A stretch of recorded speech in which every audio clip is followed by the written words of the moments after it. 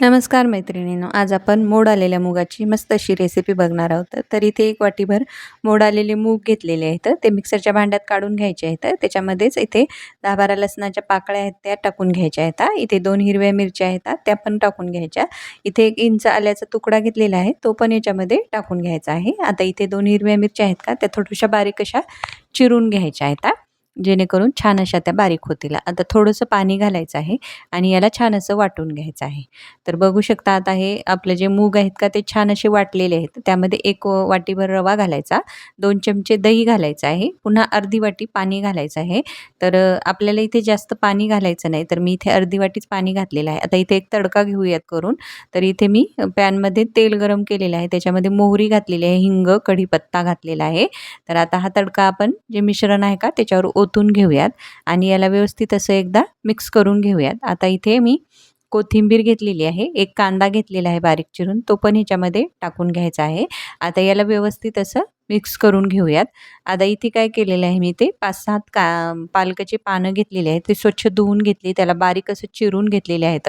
आता ते पण याच्यामध्ये व्यवस्थित असे मिक्स करून घेऊयात. आता इथे आपण थोडंसं मिक्सरच्या भांड्यामध्ये पाणी घालून घेऊयात आणि ते थोडंसं आपल्याला इथे पाणी घालायचं आहे. अगदी 2-3 चमचे मी इथे पाण्याचा वापर केलेला आहे. तर बघू शकता मस्त असं बॅटर तयार झालेलं आहे. तर आता आपण हे एक 10 ते 15 मिनिटं मी हे बॅटर झाकून ठेवलं होतं. आता आपल्याला इथे मी थोडासा पाव टीस्पून खायचा सोडा घातलेला आहे. तो पण आता व्यवस्थित असा मिक्स करून घेऊयात. थोडंसं त्याच्यावरती पाणी घालून घेऊयात.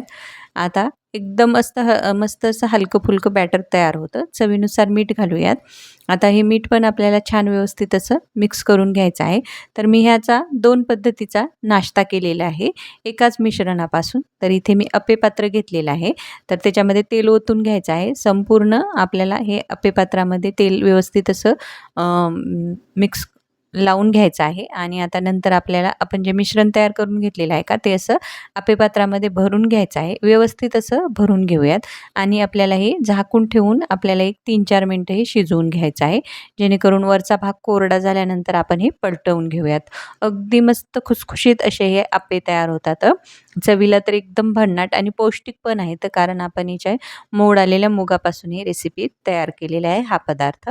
तर मस्त असे कुरकुरीत असे हे अप्पे तयार होतात. आता काय करूयात याला झाकून ठेवूयात. एक 2-3 मिनिटं याला शिजवून घेऊयात आणि मग नंतर आपण हे पलटवून घेऊयात. तर बघू शकता एक 2-3 मिनिटंच लागलेली आहेत मला. आता आपण काय करूयात हे मस्त असं पलटवून घेऊयात. तर छान असे हे अप्पे तयार झालेले आहेत. बघू शकता अगदी खुसखुशीत असे हे अप्पे तयार होतात. अगदी चवीला भन्नाट असे लागतात. ह्या पद्धतीचे तुम्ही नक्की करून बघा. आणि आपण दुसरा पण नाश्ता याच मिश्रणापासून तयार केलेला आहे. तुम्हाला ज्या पद्धतीचा नाश्ता आवडेल तुम्ही त्या पद्धतीने हा नाश्ता करून खाऊ शकता. तर बघू शकता मस्त असे हे अप्पे आता पलटवून घेऊयात आणि पलटवून आपल्याला एक पुन्हा 2-3 मिनिटं शिजवून घ्यायचे आहेत.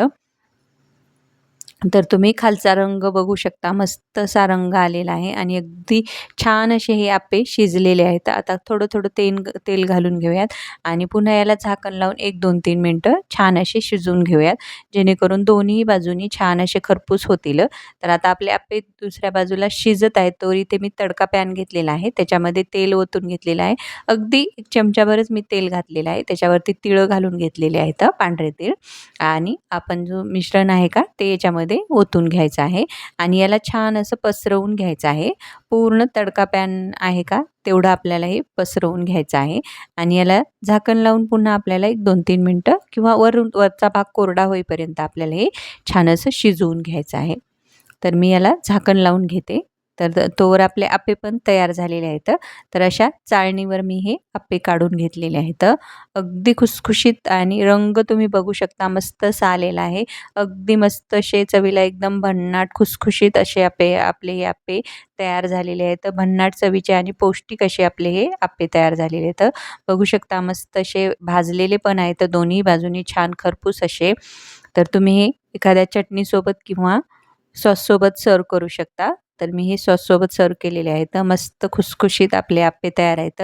आता आपले अप्पे काढून घेऊयात आणि आपला दुसरा जो नाश्ता आपण शिजवायला ठेवलेला आहे का तो बघून घेऊयात.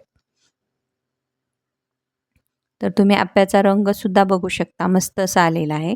आता हे पण एका बाजूने वरच्या बाजूने आहे का कोरडं झालेलं आहे. अगदी एक अर्धा चमचा याच्यावर तेल ओतून घेऊयात आपण आणि याला छान असं परतवून घेऊयात. तर बघू शकता मस्त असा आपला हा नाश्ता तयार झालेला आहे. आता दुसऱ्या बाजूनेही छान पलटवून झालेला आहे आणि तुम्ही रंग बघू शकता खालच्या बाजूला किती मस्त असा आलेला आहे. तर आता काय करूयात त्याला झाकण ठेवूयात आणि खालच्या बाजूने पुन्हा एक 2-3 मिनटं शिजवून घेऊयात. तर खालच्या बाजूने तुम्हाला मी दाखवते. अगदी छान असं हे आपलं तुम्ही याला थालीपीठ म्हणू शकता किंवा तुम्हाला काय नाव द्यायचं ते पण तुम्ही देऊ शकता आणि मला पण सांगू शकता तुम्ही ह्याला काय म्हणून खाऊ शकता ते.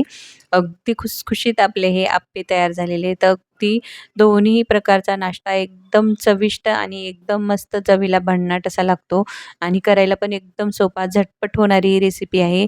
तुम्ही नक्की करून बघा आणि तुम्हाला ही व्हिडिओ कसा वाटला ते पण मला कमेंट करून कळवा आणि व्हिडिओ कुठल्याही क्षणी तुम्हाला आवडला असेल तर एक लाईक मात्र नक्की करा. तर मग बघूया तुम्ही बघू शकता दोन्ही प्रकारचा नाश्ता किती भन्नाट दिसत आहे. अगदी पाहता क्षणी तोंडाला पाणी सुटतं असा आपला हा नाश्ता तयार आहे. तर व्हिडिओला लाईक करा, शेअर करा, चॅनलला सबस्क्राईब करा. धन्यवाद.